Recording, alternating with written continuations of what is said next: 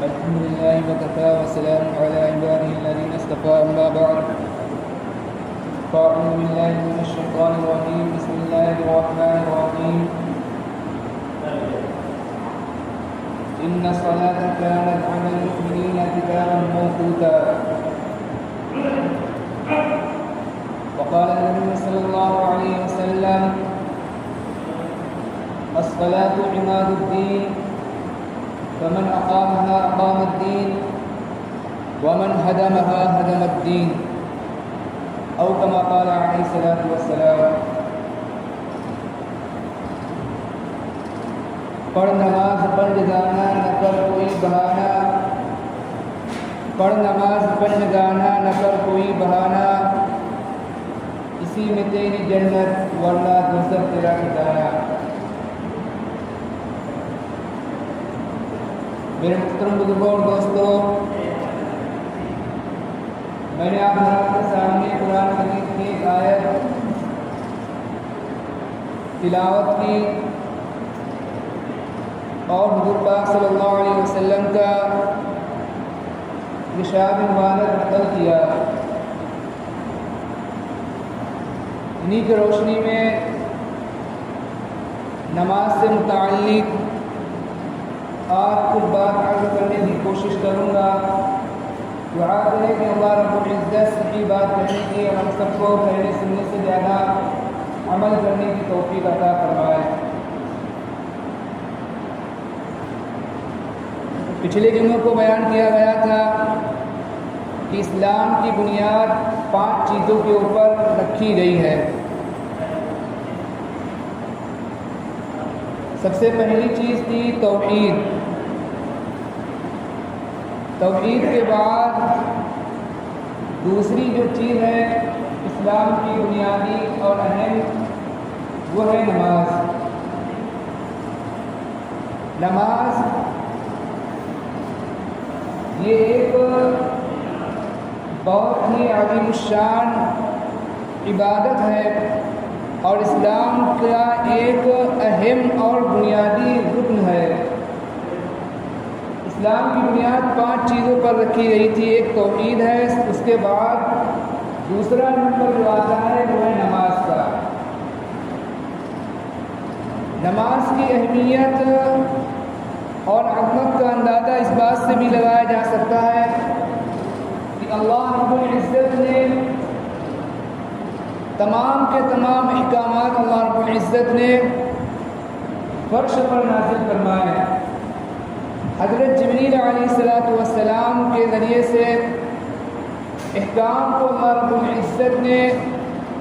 حضور پاک صلی اللہ علیہ وسلم پر نازل فرمایا۔ تمام کے تمام احکامات اللہ رب العزت نے دنیا کے اندر نازل فرمائے۔ حج کا حکم اللہ رب العزت نے فرش پر نازل فرمایا۔ زکوٰۃ کا حکم اللہ رب العزت نے فرش پر نازل فرمایا۔ روزے کا حکم اللہ رب العزت نے فرش پر نازل فرمایا۔ قربانی کے احکامات اللہ رب العزت نے فرش پر نازل فرمائے، اور اسی طرح دیگر جو احکامات ہیں اللہ رب العزت نے تمام کے تمام احکامات کو اللہ رب العزت نے فرش کے اوپر اس دنیا کے اندر حضرت جبریل علیہ السلام کو بھیج کر نازل فرمائے۔ لیکن جب نماز کی باری آئی تو اللہ رب العزت نے حضور پاک صلی اللہ علیہ وسلم کو عرش پر بلا کر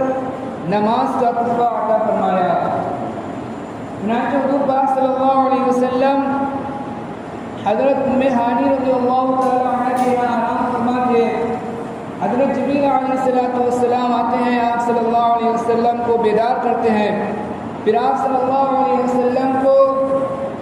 بیت اللہ لے کر جاتے ہیں، پھر آپ صلی اللہ علیہ وسلم بیت اللہ سے بیت المقدس کا سفر کرتے ہیں، پھر بیت المقدس سے آپ صلی اللہ علیہ وسلم 7 آسمانوں کا سفر کرتے ہیں، اور پھر 7 آسمانوں سے لے کر سدرۃ المنتہا تک آپ صلی اللہ علیہ وسلم کا سفر ہوتا ہے حضرت جبریل علیہ السلام کے ساتھ۔ سدرۃ المنتہا پر پہنچ کر حضرت جبریل علیہ السلام رک جاتے ہیں اور اللہ کے نبی حضرت محمد صلی اللہ علیہ وسلم سے عرض کرتے ہیں یا رسول اللہ صلی اللہ علیہ وسلم اب میں آگے نہیں جا سکتا، میری انتہا نہیں تک تھی، اگر میں ایک قدم بھی اس کے آگے بڑھاؤں گا تو میرے یہ تمام کے تمام جل کر راکھ ہو جائیں گے،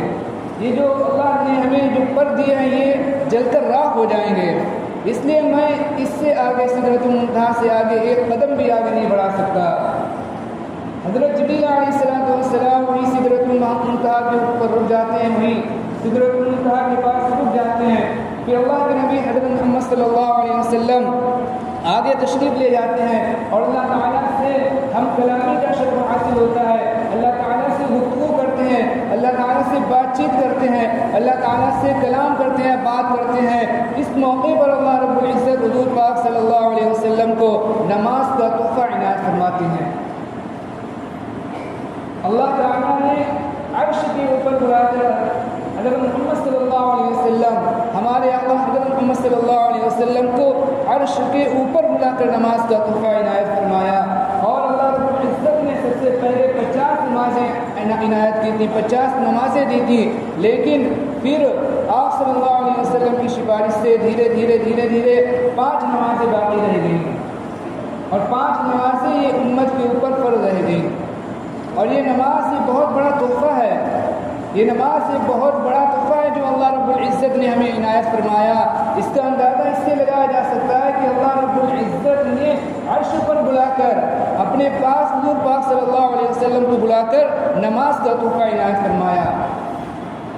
اور نماز ایک ایسی عبادت ہے جس کے اندر اسلام کی جو بنیادی باتیں ہیں، جو بنیادی احکامات ہیں، وہ سب کے سب نماز کے اندر پائے جاتے ہیں۔ سب سے پہلی جو بنیاد ہے توحید کی،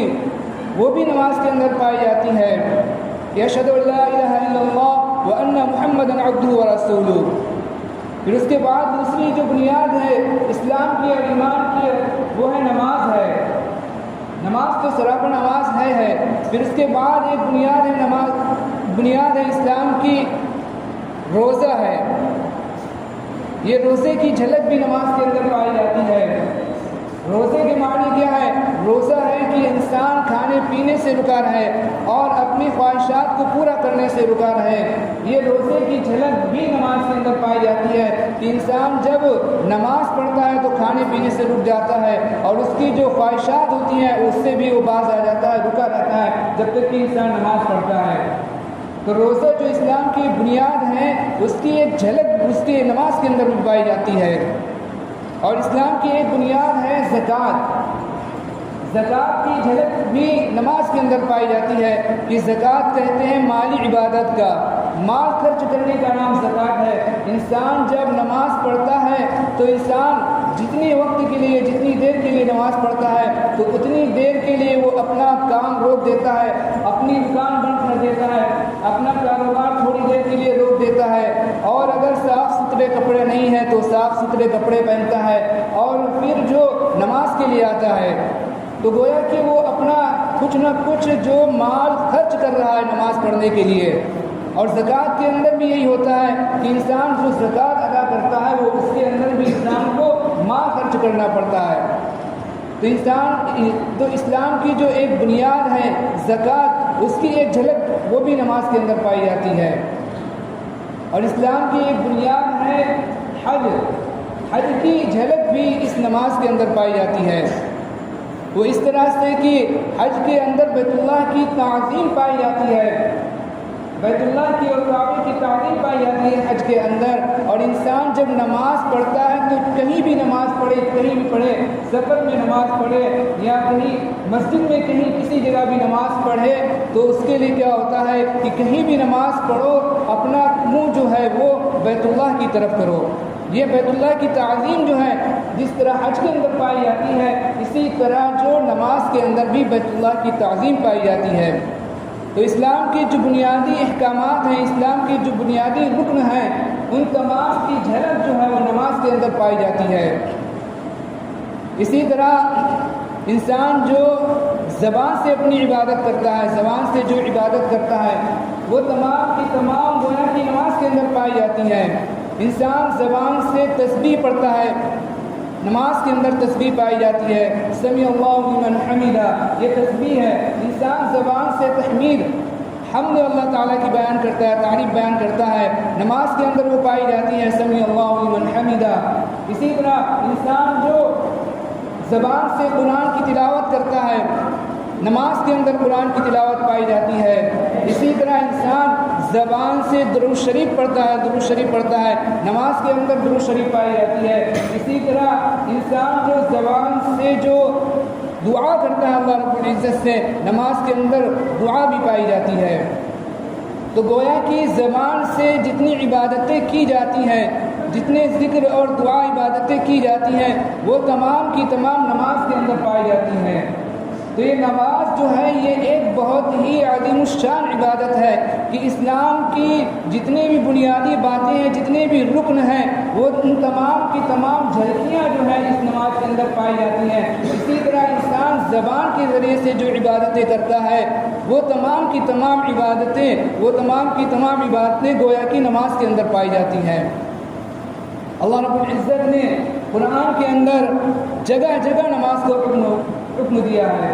کہ اللہ رب العزت نے ارشاد فرمایا وَأَقِيمُوا الصَّلَاةَ وَآتُوا الزَّكَاةَ وَارْكَعُوا مَعَ الرَّاكِعِينَ، کہ نماز قائم کرو، زکوٰۃ ادا کرو اور رکوع کرنے والوں کے ساتھ رکوع کرو۔ کہیں اللہ رب العزت نے ارشاد فرمایا إِنَّ الصَّلَاةَ تَنْهَىٰ عَنِ الْفَحْشَاءِ وَالْمُنكَرِ، کہ نماز بے حیائی اور بری باتوں سے روکتی ہے۔ کہیں اللہ رب العزت نے ارشاد فرمایا حافظوا علی الصلوات والصلاة الوسطى وقوموا للہ قانتین۔ کہیں اللہ رب العزت نے ارشاد فرمایا ان الصلاة كانت على المؤمنین کتابا موقوتا، کہ نماز جو تمام مسلمانوں پر وقت مقررہ کے ساتھ فرض کی گئی ہے۔ ان الصلاة كانت على المؤمنین کتابا موقوتا۔ حضور پاک صلی اللہ علیہ وسلم نے ارشاد فرمایا کہ نماز میری آنکھوں کی ٹھنڈک ہے۔ اور ایک دن آپ صلی اللہ علیہ وسلم نے ارشاد فرمایا کہ نماز دین کا ستون ہے، جس نے نماز کو قائم کیا اس نے دین کو قائم کیا، اور جس نے نماز کو منہدم کر دیا گویا کہ اس نے سارے دین کو منہدم کر دیا۔ اور کل قیامت کے دن سب سے پہلے حقوق اللہ کے اندر جس چیز کا سوال کیا جائے گا، جس چیز کے بارے میں پوچھا جائے گا، وہ نماز ہی ہوگی۔ جس شخص کی نماز صحیح نکلے گی اس کے تمام دیگر جو اعمال ہوں گے وہ بھی صحیح نکلیں گے، اور اگر جس شخص کی نماز خراب اور بیکار نکلی تو اس کے جو دیگر اعمال ہوں گے وہ بھی بیکار اور خراب نکلیں گے۔ حضور پاک صلی اللہ علیہ وسلم نے نماز کی بہت زیادہ تاکید فرمائی ہے، اور بہت زیادہ آپ صلی اللہ علیہ وسلم نے نماز کا اہتمام فرمایا، اور بہت زیادہ نماز کے بارے میں امت کو توجہ دلائی ہے۔ حضور پاک صلی اللہ علیہ وسلم اپنی امت سے اتنے زیادہ محبت کرنے والے اور اتنے زیادہ چاہنے والے اور اتنی زیادہ محبت کرنے والے آپ صلی اللہ علیہ وسلم نے ایک مرتبہ ارشاد فرمایا کہ قسم ہے اس ذات کی جس کے قبضے میں میری جان ہے۔ ان لوگوں کے بارے میں آپ صلی اللہ علیہ وسلم نے ارشاد فرمایا جو نماز کے بارے میں کوتاہی کرتے ہیں، بہت سخت وعید آپ صلی اللہ علیہ وسلم نے ارشاد فرمائی کہ قسم ہے اس ذات کی جس کے قبضے میں میری جان ہے کہ میں یہ چاہتا ہوں کہ میں لوگوں کو اکٹھا کروں اور پھر لوگوں کو حکم دی کہ وہ لکڑیاں اکٹھا کریں، اور پھر میں اذان کا حکم دوں، اور پھر لوگوں میں سے ایک شخص کو کہوں کہ وہ نماز پڑھائے، اور پھر وہ لوگ جو نماز کو نہیں آئے ہیں میں ان کے گھروں کو آگ لگا دوں۔ حضور پاک صلی اللہ علیہ وسلم نے اتنی سخت وعید بیان فرمائی ہے۔ آپ صلی اللہ علیہ وسلم امت میں اتنے زیادہ شفیق اور مہربان ہونے کے باوجود بے نمازیوں کے بارے میں آپ صلی اللہ علیہ وسلم نے اتنی سخت وعید بیان فرمائی کہ میں ان کے گھر کو آگ لگا دوں، اور قیامت کے دن جو لوگ جہنم کے اندر جائیں گے ان کے جہنم میں جانے کی ایک بہت بڑی وجہ یہ ہوگی کہ وہ بے نمازی ہوں گے۔ اللہ رب العزت نے قرآن کے اندر ارشاد فرمایا کہ جب جہنمیوں سے ان کے جہنم میں جانے کے بارے میں پوچھا جائے گا کہ تم جہنم میں کیوں گئے، ما سلککم فی سقر، کہ کس چیز نے تم کو جہنم میں ڈالنے کی، کس چیز کی وجہ سے تم جہنم میں ڈال دیے گئے، تو جہنمی عرض کریں گے ما سلککم فی سقر قالوا لم نک من المصلین، کہ ہم نماز نہیں پڑھتے تھے۔ اور بے نمازیوں کے بارے میں حدیث پاک کے اندر آتا ہے کہ بے نمازیوں کا انجام جو امت کے جو گنہگار ہیں ان کے ساتھ بھی نہیں ہوگا، بلکہ جو بڑے بڑے کافر ہیں اور جو بڑے بڑے اللہ کے باغی ہیں، نافرمان ہیں، قارون ہیں، حامان ہیں، شداد ہیں، فرعون ہیں، بے نمازیوں کا انجام اور ان کا جو انجام ہوگا، اور قیامت کے دن جو ان کا انجام ہوگا بے نمازیوں کا، فرعون کے ساتھ ہوگا، حامان کے ساتھ ہوگا، شداد کے ساتھ ہوگا، قارون کے ساتھ ہوگا۔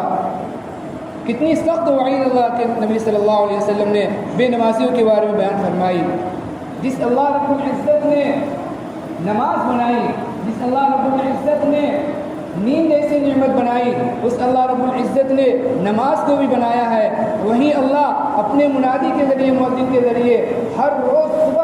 صبح اعلان کرواتے ہیں کہ الصلاۃ خیر من النوم، الصلاۃ خیر من النوم، کہ نماز نیند سے بہتر ہے۔ لیکن پھر بھی ہم جاننے کے باوجود نماز سے اتنے زیادہ غفلت اور بے پرواہی، لاپرواہی برتتے ہیں کہ ہم اور آپ اچھی طرح سے جانتے ہیں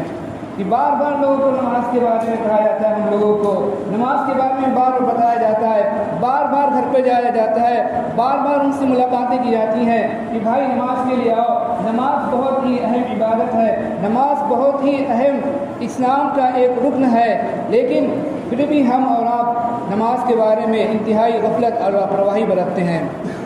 تو یہ آج جو اسلام کا اور ایمان کا جو دوسرا رکن تھا نماز، توحید کے بعد اس کے بارے میں بیان کیا گیا۔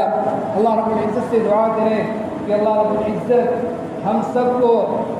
5 وقت کی نماز پابندی کے ساتھ، جماعت کے ساتھ، تکبیر اولیٰ کے ساتھ پڑھنے کی توفیق عطا فرمائے۔ اللہ رب العزت ہم سب کو کہنے سننے سے زیادہ عمل کرنے کی توفیق عطا فرمائے۔ آمین۔